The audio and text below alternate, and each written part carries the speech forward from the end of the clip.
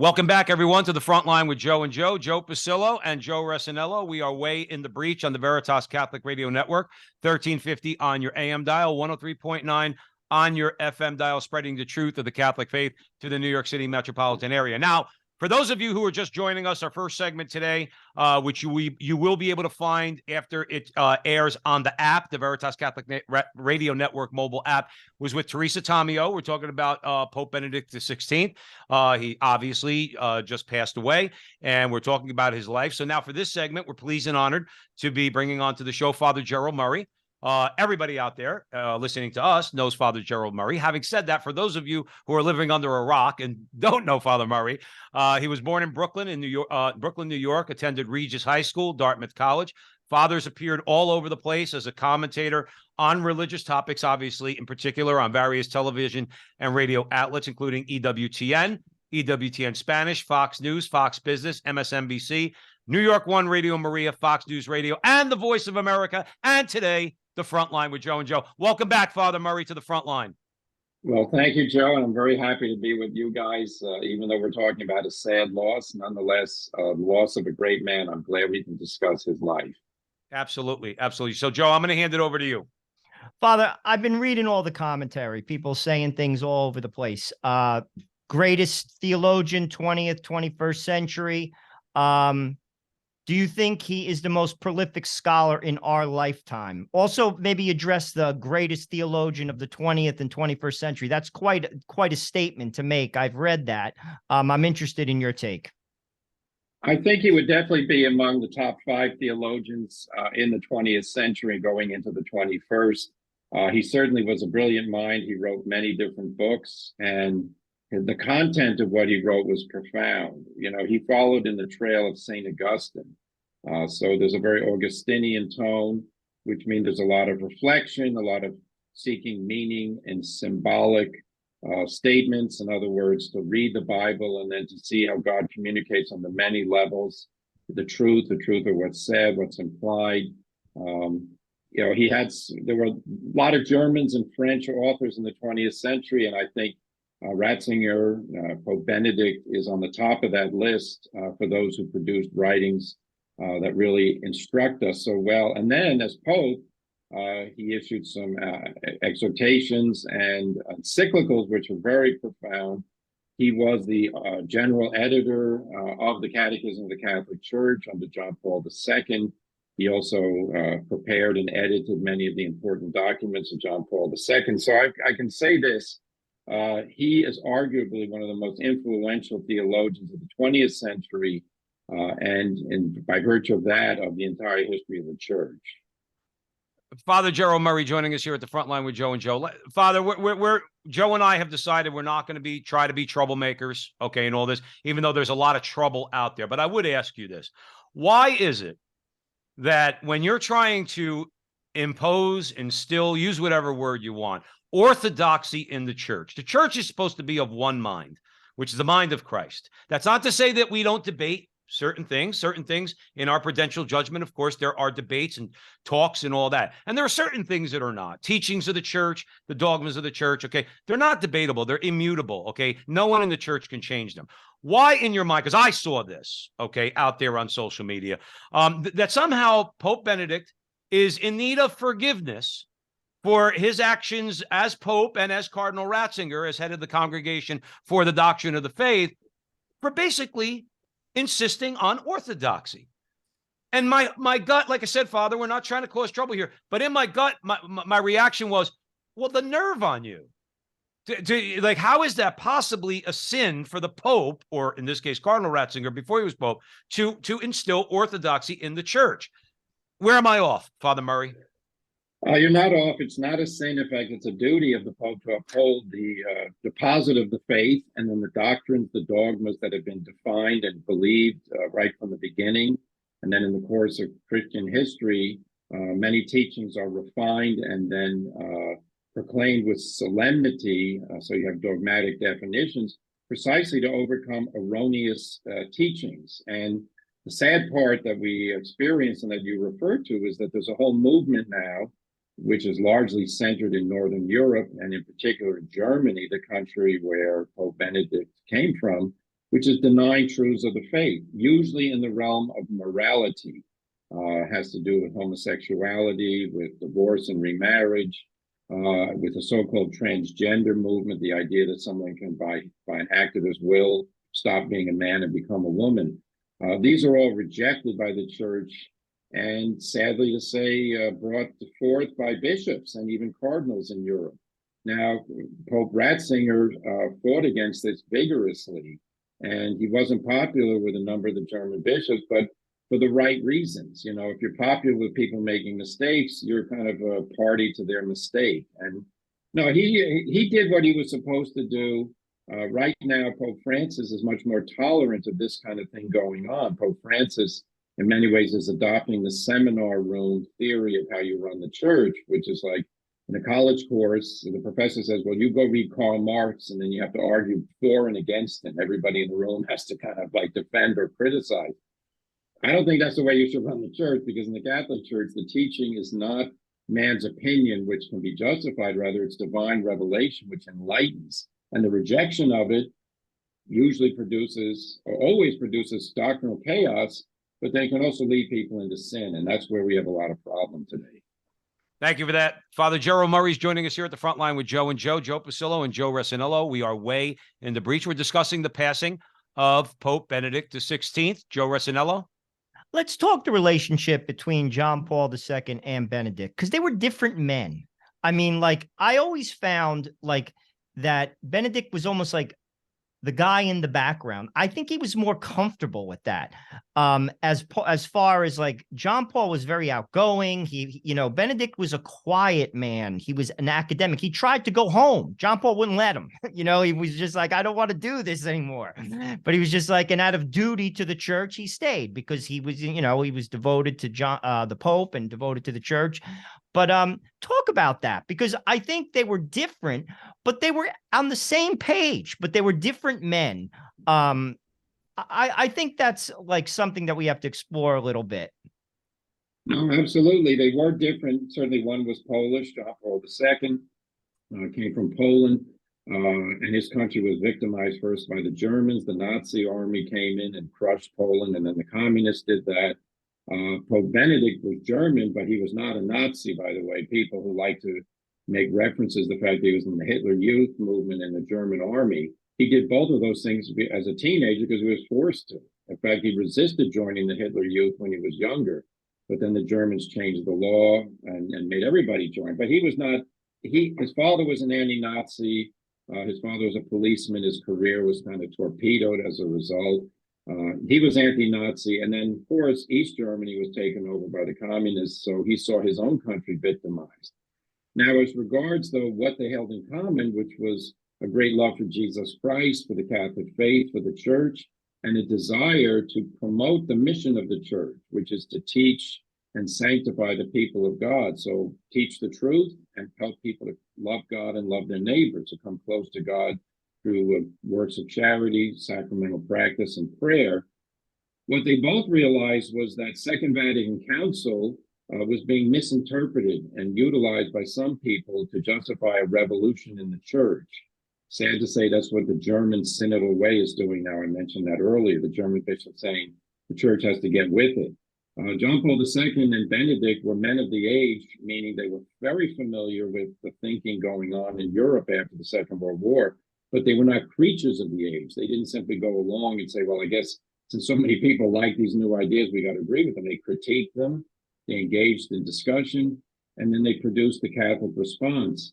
That response is very welcomed by people who love the Catholic Church. And I have to say, I was very encouraged as a young man when Pope Benedict, then Cardinal Ratzinger, came out with a book called the Ratzinger Report, 1985.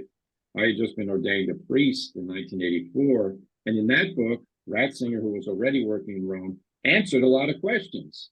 And one of them was about the Latin Mass, because many young seminarians were very upset they couldn't celebrate the Latin Mass. And he said, we ought to have openness. And we can't just say, well, the Latin Mass has to be suppressed, the old Mass is not good. It also extended to many other areas, because, of course, after the council, a lot of people stopped praying. They stopped believing the importance of going to confession. They didn't really consider it necessary to study doctrine. They just sort of will make it up as we go. Ratzinger and Benedict and John Paul II both defended the faith and explained it so well. Let me ask you this, Father Murray, because Joe touched on Pope Benedict's humility, and I think we see that. I mean, even when he was Pope, like he was some like boisterous guy, getting in people's like very quiet guy, like, and everything. And when I see that, I feel like people are treating him very unfairly. And what I mean by that is, I just the way I would put it, Father Murray, I would say the guy just couldn't win. Like you got the liberals that seemingly detest him, or at least the things he says. All right, and for the so-called conservatives, he's not conservative enough. And I read Jesus of Nazareth, okay, when I was living in Brooklyn. This is a number of years ago, and I read it, and I found it to be kind of like almost like the everyman guide to Catholicism, or to Jesus. Is like seemed to be just a regular guy speaking from his heart, trying to do the right thing, say the right thing, lead in the right way, be a good shepherd. And the dude just couldn't win, it seems. Do you see that as kind of like where we're at in the church, that Joe and I and you would consider to be a towering figure is many times vilified by both sides? Joe, I think that's the first time Benedict was called a dude. So I want to just mark that in the footnote. I love it. Sorry about that. Well, if he's a dude, then we're all dudes. You know what I mean? I love it. Well, I'll put it this way: criticism from Catholic liberals and leftists, in other words, people that are in favor of the ordination of women in the priesthood, to the acceptance of homosexual activity as good, to the blessing of homosexual unions. Of course, he's not going to be appreciated by them because he's an obstacle to getting their way. And thank God he's there, because they need to be stopped. Catholicism, as Pope Benedict used to say, is the encounter with Jesus Christ. And in that encounter, we are the learners, not the teachers. Jesus is the one who teaches us. Anybody who thinks that Jesus Christ made mistakes and therefore got it wrong, such as only ordaining the apostles at the Last Supper, that person has a problem. Jesus does not. As regards right-wing criticism, I think that is exaggerated. For those who engage in that, they're making a big mistake. Pope Benedict was not a Thomist in the strict sense. He certainly accepted the wisdom and value of Thomism, but he was more Augustinian. And that's a debate. People may not be too familiar with it, but you have people like Dietrich von Hildebrand was an Augustinian more than a Thomist, but he was completely orthodox in defending the faith. I would say the same with Pope Benedict Ratzinger. There was a great figure in the traditional Catholic movement named Michael Davies, and he wrote a number of books critiquing the new Mass and things that were going on. And when Pope Benedict became Pope, he wrote to his viewers and people read him and said, no, we have to support Pope Benedict. We can't criticize him. And Pope Benedict, as we know, gave us Traditionis Custodes. He gave us Summorum Pontificum, making an error there. And Summorum Pontificum fulfill what Michael Davies said, that Pope Benedict appreciates the value of the old Mass, and he wants people to have the freedom to go to it, and he's not interested in forcing people to consider that they have no right to ask for what the church for a couple of thousand years was doing. So, yeah, anybody's subject to criticism, but not all criticisms are accurate or worthy of consideration. Yeah, I think that's very true in regards to Pope Benedict. Joe Resinello. Father, I read something you wrote regarding his state after he left the pontificate in the emeritus stage of his life, that he had no canonical authority. Break that down for people, because there are comments out there. And do you think, because it was the first time I for a long time, I don't know the exact date, that a pope resigned. Some people think it was a good thing. They saw John Paul. He got very old. I actually was inspired by John Paul when he was very old. I thought it showed, that's me, but I've heard other opinions, and listen, you're entitled to your opinion. What's your thoughts on the resignation itself and the position itself, which has no authority? I think that needs clarity, because some people, I've heard him reference, he's the patriarch, he's this. No, he's not. There is no authority there. That's correct. No, I was very surprised. I remember I have a clock radio that wakes me up in the morning. So on the day he resigned, which was February 11, 2013, or announced his resignation, I couldn't believe what the news reporter was saying. And then indeed, that was the truth. I regretted that he resigned because I liked him as Pope, you know, and I knew he had a lot of problems. You can remember some of the scandals. There was his butler who stole his documents and gave them to a journalist. There were all kinds of bad things going on. There was all kinds of chicanery and things of that sort. But I thought he was a good Pope. Now, as regards what happens, it is possible for a Pope to resign. Now, that doesn't mean he's quitting the priesthood or the episcopate. It simply means he's leaving the office that he occupied. And the office that he was elected to was the successor of St. Peter, Bishop of Rome, and supreme authority in the church. Now, when he did that, he then decided to call himself Pope Emeritus. And I think that was a mistake because it kept the word Pope associated with him after he ceased to be Pope. Secondly, he decided that he would wear a white cassock, which in the Catholic Church is traditionally only worn by the Pope. And so he's wearing a papal vestment, calling himself Pope Emeritus. And people may, you know, he was giving minor details, but he was giving an apostolic blessing. And sometimes that's only done by the real Pope. In other words, the Pope in office. The retired Pope shouldn't do this. We made a few mistakes in that regard. You know, there was a debate at the time when he resigned. What should he do? He went for one opinion. Did he have any authority? No. He had all he did, he was another bishop in the Catholic Church and had the authority that every bishop has as a successor of the apostles to teach the Catholic faith, to sanctify, but he wasn't in the position to govern in the proper sense because he no longer had authority over either a diocese or the universal church. So some people said we have a, you know, Pope, an active Pope and a contemplative Pope, and there was some suggestions that, you know, the Petrine ministry continued in his retired state. No, this is a mistake. And it is unfortunate because there are people, and I've read this over the years, who think that his resignation was invalid. It was not invalid. He did exactly what you had to do. I'm a canon lawyer. He manifested his will freely and knowingly to do something, and then it took effect as he said it would. In other words, he stated on February 11th he was going to resign, and then he actually did resign. I think it was on the 28th. So we have no basis to say that resignation was invalid. Father Gerald Murray, you know what I think, and just my opinion is, I could take the stance that I don't know. Like let's say, for argument's sake, I know there's a lot of voices out there that are, I think, you know, promoting this, okay, and certainly Joe and I don't agree with it. But here's what I do, and I think this is a pretty good rule of thumb, okay. And I'm not just saying this, Father, because you're on the show. You're a canon lawyer. You know about these things, okay. Again, I'm not just saying, you know, you're an authority on these things, especially on canon law. And I look to those leaders who, let's say, for argument's sake, I think are very clear-minded and they speak very clearly, like Cardinal Burke, Cardinal Sarah, and all these things. If everybody says Pope Francis is the Pope, guess what Joe Pasillo is going to believe? That Pope Francis is the Pope, that there is no resignation, or that it was a valid resignation of Pope Benedict XVI. I don't know why it's so hard for people to say. Now, if you or Cardinal Burke, or let's say as a group of people who we trust, started to say, you know, there's some issues here we ought to look at, then I'm going to pause. And I'm going to wait to hear from you. But there's people out there right now that they're continually promoting this. And some of them have been on our show. We love them. We do. All right. Not when we're talking about this, though. When we're talking about other things. How about submitting yourself to the rightful authorities in the church when it comes to these questions? I don't think that that's so far off at all, Father Murray. No, you're absolutely correct. And yeah, Pope Francis is the validly elected Pope. And he has the authority as a successor of Peter to govern the universal church.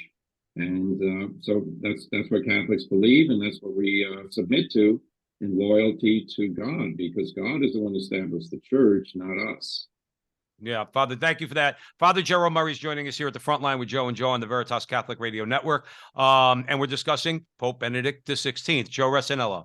Father, history has a way of remembering things, good things. And I think sometimes when people pass, they're remembered a lot of times in the positive light. And I think Benedict's works are going to be brought to light even more now that he has passed, particularly his stance on absolute truth and relativism. I mean, that was the famous homily he gave right before he became Pope.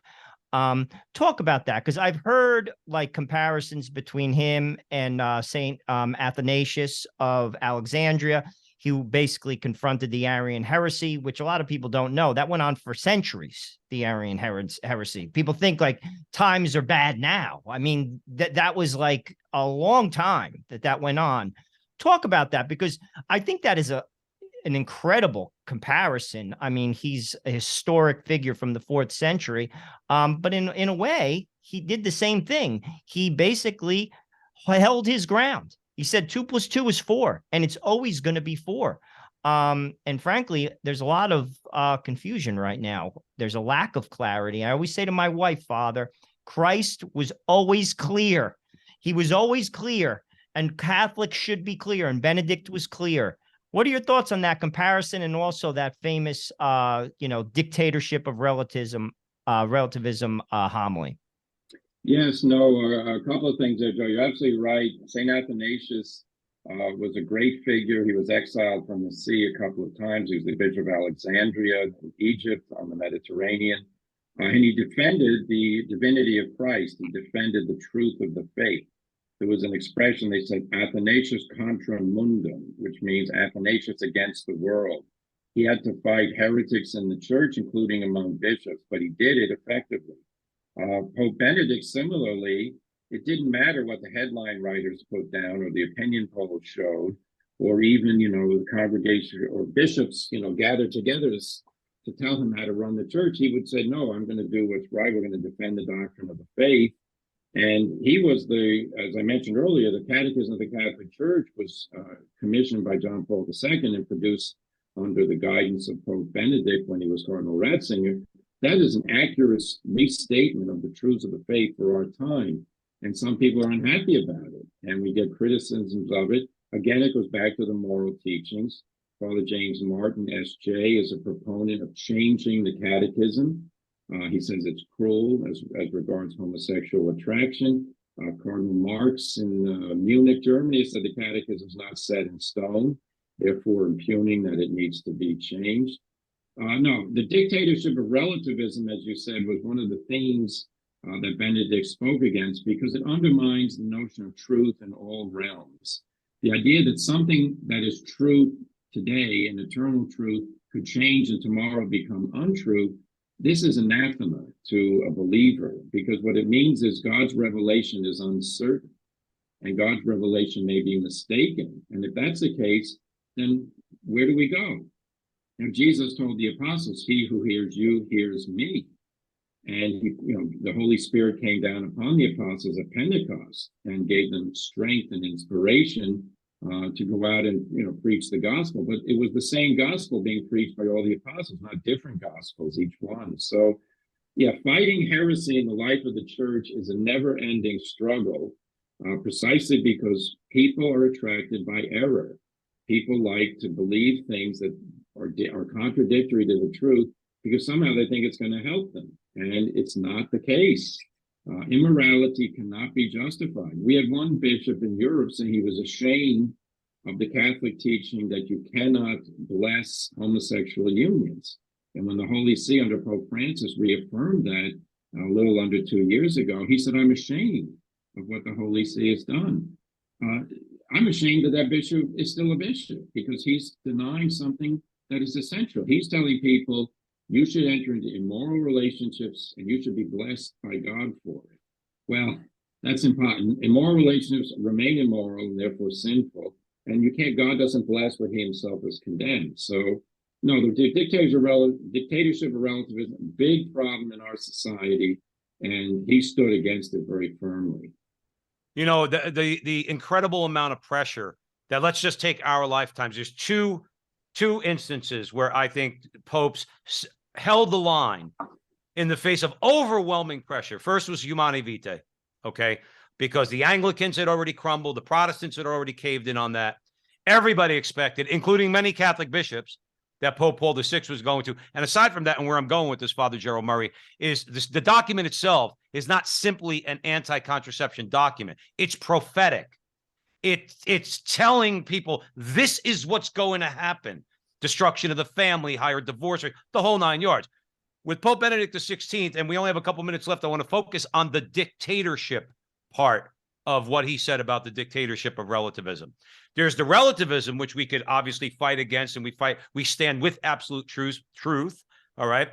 But the dictatorship is something that I think was prophetic, because nowadays, if you even suggest there is a truth, those who have the power in all areas of life, whether it's academia, whether it's the media, whether it's corporations, whether it's government, they impose this dictatorship on you. You will not use the word truth. You will accept that there's multiple truths out there on the same topic. And my larger point, and I love your final comment, Pope Benedict was prophetic when he used the phrase dictatorship of relativism. It's not just wishy-washy. This means real power for those who seek to impose it on you. Father, about a minute left. Yeah, no, this is absolutely, it is a dictatorship, and it's a dictatorship that's masquerading as compassion. I was a military chaplain for 11 years in the U.S. Navy, and I recently read a story where now military instruction manuals are instructing service members not to be upset if, for instance, a woman is in a shower bay and then a so-called transgender woman who's really a man pretending to be a woman is showering nearby. They should not be upset and report somehow that this is a problem, that there's sexual harassment and possibility of some sexual activity being initiated there. They should not complain about it, because you have to respect so-called transgender people. Now, that's a dictatorship. You can't tell me that I have to suspend my reason as a human being, and then my religious convictions that it's wrong to be showering with someone who the opposite sex, who I don't even know. That's a dictatorship. That's going on right now. How do you respond to it? Calmly and with confidence say, look, I'm not going to crumble in front of your power. If you try to penalize me, I'm going to take you to court. I'm going to use my powers as an American. But in the end, even if you execute me, I'm going to affirm God's truth. Male and female, he made them. So that's just one of the examples I throw out there, Joe. Well, thank you for that, Father Murray. You know that we would love to talk to you for hours. You're busy, and we're on the radio, so we have to go. 30 seconds, final thoughts that you might want to leave with our audience on Pope Benedict XVI. Well, we have been blessed with this pontificate precisely because God knows what we need. And he sent us Pope Benedict after Pope John Paul II to continue that mission. And now his witness continues to help us, because when we do, submit to the teachings of Pope Francis, whenever we have difficulties, we can consult what Pope Benedict wrote. And then if we think there are problems, and there are problems, then we can voice them to Pope Francis with filial concern and say, Holy Father, what you're asking now is something that I can't understand, because I thought it was otherwise. And this particularly now in the realm of moral questions and the like. Pope Francis had to say endorse civil unions for homosexuals. He said that the state should grant civil unions. Pope Benedict said the exact same opposite thing when he was Cardinal Ratzinger under John Paul II. So what do? We take the heritage, we believe what is taught as true, and then we proclaim it and try to influence others to follow. Father Gerald Murray, thanks a lot for coming on the show. We really appreciate your insights into Pope Benedict XVI. So, yeah, and obviously we'll talk to you soon. You're welcome back on this show anytime. Thanks again. Thank you. All right. And thank you all out there for joining us at the front line with Joe and Joe on the Veritas Catholic Radio Network. Remember, until the next time, that our conversation is your conversation, and that conversation is going on everywhere. We'll talk to you soon.